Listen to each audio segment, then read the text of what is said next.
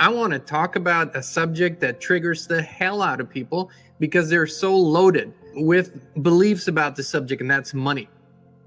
Money, money is the root of all evil. Money doesn't grow on trees. Money, money, money, money, money.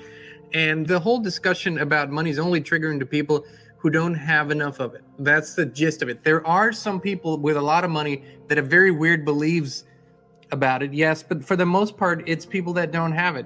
Here's why I think I'm very qualified to speak on the subject. I've experienced all sides of the equation. Having it in a lot of abundance, having none of it, and owing, being, below the poverty line, if you will, and then having it again. So that being said, poverty is not a virtue. Let me get that out of the way. I really want to inspire those of you who are ready to be inspired to jump once and for all from those limiting beliefs about money, because limiting beliefs about money are limiting beliefs about God, or limiting beliefs about creation, or limiting beliefs about natural abundance. They're not really beliefs about money. What you believe about money is what you really believe about your spiritual connection. It's what you believe about what you deserve in life. It's what you believe about how you were created. That's really what that is. And so that's why you don't start with the subject of money, but you actually start with the subject of how you value yourself. What's your self-worth? And if there isn't a lot of self-worth, ask yourself why. And what does that lead to? As my wife always beautifully said, it leads to healing. Everything needs to be healed before it can get better. So when poverty is an issue, or always being behind the eight ball, always lacking money, never having enough, people over time produce other beliefs like, rich people are bad, and this is actually God's way of keeping me honest, and all these things begin coming up, and you start believing them because, it feels better to at least believe there's a purpose to your suffering than when there's no purpose to your suffering. Well, and let me tell you one thing too. I found happiness when we had nothing, absolutely nothing and less. I did find happiness and joy in those moments, absolutely, and gratitude. But here we are. And I would venture to say that if you truly want to have an impact in life in general, in other people's lives, in this world today, it will be easier for you to have that impact if you have some money. It'll be much easier. Why? Because, for example, we get opportunities to meet with people, go places, congregate, collaborate, do all these things. But you know what? Most of the time we need to go somewhere, drive somewhere, maybe stay at a hotel, have expenses, all of those things. And if I don't have to think about that and can do it, I'm freer to think about what I can contribute. And so as we're living through these times that are extremely interesting, there was never a better time to be of extreme value to others. And this is how money is exchanged in our society. It's really through the exchange of value. But we need to go way, way, way, way, way back. You need to ask yourself, what did your parents, your grandparents, your teachers, what did all those people teach you about having money? You have to find a way to go back to the earliest memories, to the earliest impressions, and see what that was. Because that's where the healing needs to take place. Without knowing your specific journey, without knowing what you came from, you could say, but John, if you knew my circumstances, you would understand it. And probably, you're right. But does it serve you? No. Does it help you? No. So before you go into how to make money, how to earn, or how to attract, go into the question, who do I need to forgive here? And the person in the mirror is going to be the first one.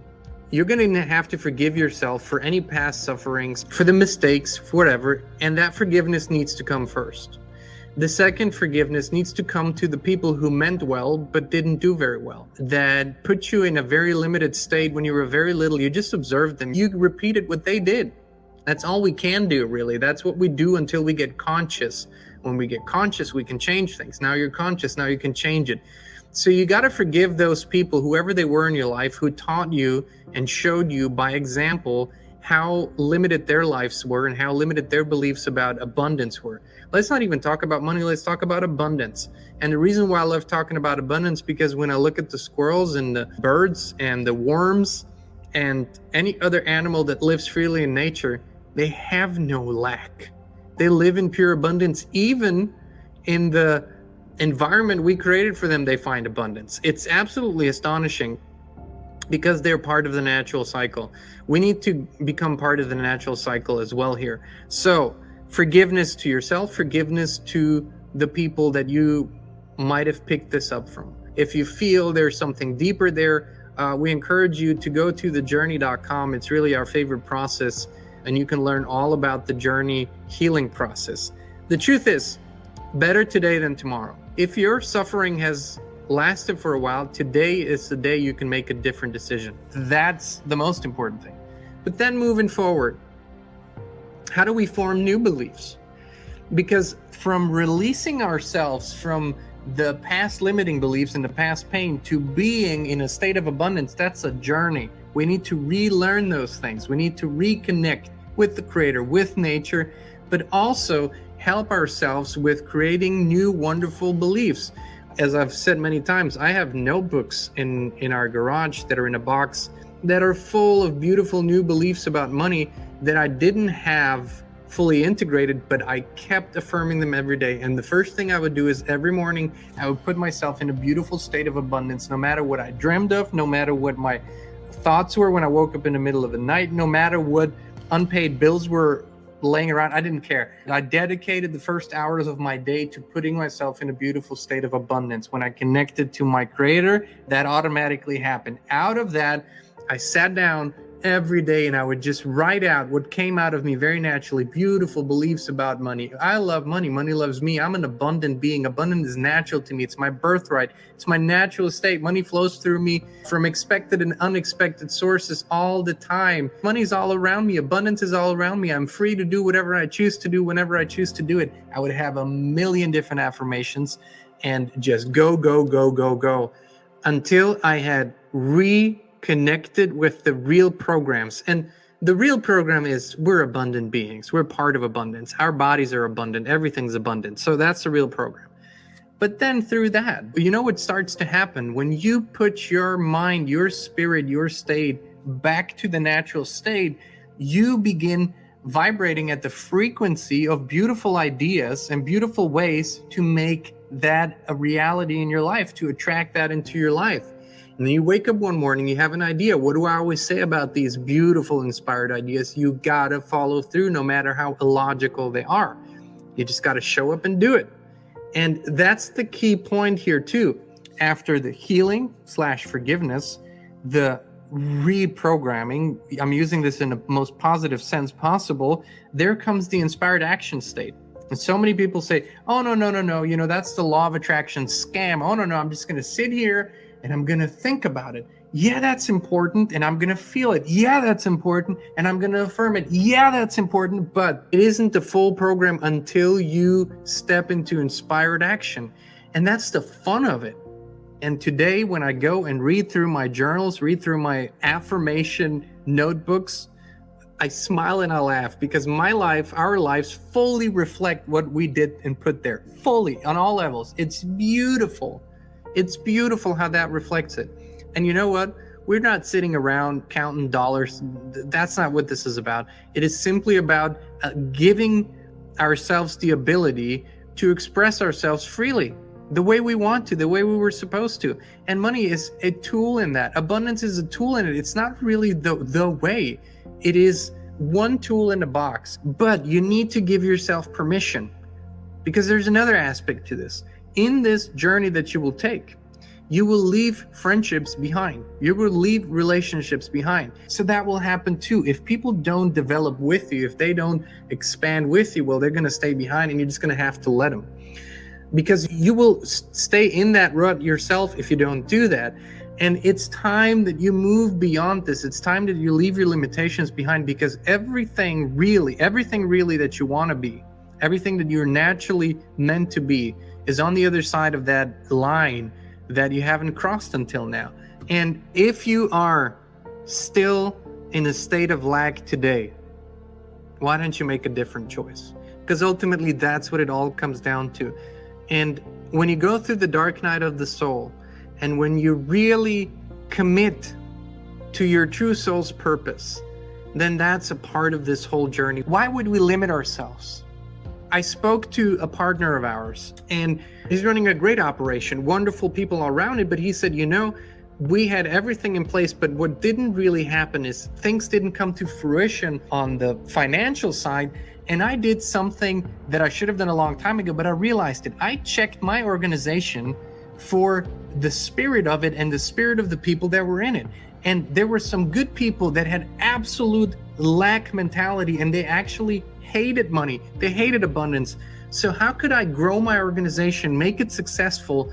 And part of it is the financial success. If I have people in that organization that actually believe that money is bad and that we shouldn't have it, well, I had to let go of those people and bring people into the team that had both the morality, the spiritual foundation, and a natural connection to abundance. And boom, within 6 weeks, he said, within 6 weeks, the whole thing turned around and we got profitable after 2.5 years. It's absolutely astonishing what happens. But I'm not one of those motivational speakers that is pushing this subject down people's throats. I just want to say, if we don't talk about this, it would exclude one important aspect in your life. So I encourage you, 3 steps. Examine where it comes from. Forgive yourself. Forgive those who put those beliefs on you without knowing it. If it needs deeper healing, go to thejourney.com. That's one of our favorite processes, The Journey. Study it, read the book, just do it. The second step is begin the journey to reconnecting with the natural state of abundance, which is everything from meditation and prayer, observing nature, but also reprogramming your mind to those beautiful beliefs that we should really hold about abundance. And I'm telling you, some days it was 100 affirmations, some days it was 3. All I cared about it needed to be authentic. And I just wouldn't, after the healing and in that phase, I wouldn't allow myself to go back to old habits, because your body will crave old habits. Like in every other change, your hormones are programmed to give you those thoughts, to give you those feelings, and you just have to go beyond them and continue to show up for yourself. Step 3, take inspired action. The number one way to be successful in life, and success to me means inner fulfillment, joy, and impact, right? It means what you do actually has an effect in the world outside of you. It actually affects people. That's the impact. The number one rule is authenticity. Forget thinking, oh, what are the best paying jobs? No, ask yourself, what am I really, really, really good at with the least amount of effort? What can I do? What talents are inside of me that want to express themselves? Sharpen those, develop those, show up with those talents every single day, and follow through on the ideas that the Creator is sending you, even if they're illogical to you. That's the inspired action. Do not worry about the big house, how you're going to attract the people. Just do what you're inspired to do, and do it every day consistently, and you will see that the people will show up, the opportunities will show up. And do not despair when something seemingly bad happens. Something seemingly bad happens so you can open yourself up to greater solutions. Every time we had a big fail, if you will, something big that went wrong, in the moment I reminded myself, no, go back into that state that is your authentic state, and trust that this is actually happening for your benefit. Boom! Within hours sometimes, all the pieces fell into place, and we saw greater expansion just happen through that perceived fail. I can tell you that the impact you're going to be able to have if you are not struggling consistently every day with putting food on a table, paying your rent or mortgage or whatever, is exponential. And also, I would encourage everyone who's currently really struggling, for the time being, while you are doing the healing and the reprogramming and all that, just get a job. For the short term, it will feel good to have something steady come in that will help you put your mind at ease for a little bit, so you can work with your mind. When your mind is stressed all the time, it's very hard to get into those states. And when you overcome these old beliefs, and when for a week or 2, a month, 2 months, you feel like, okay, I can finally breathe, I can put food on the table, I can do this, boom, things begin to really add up. It's not hard.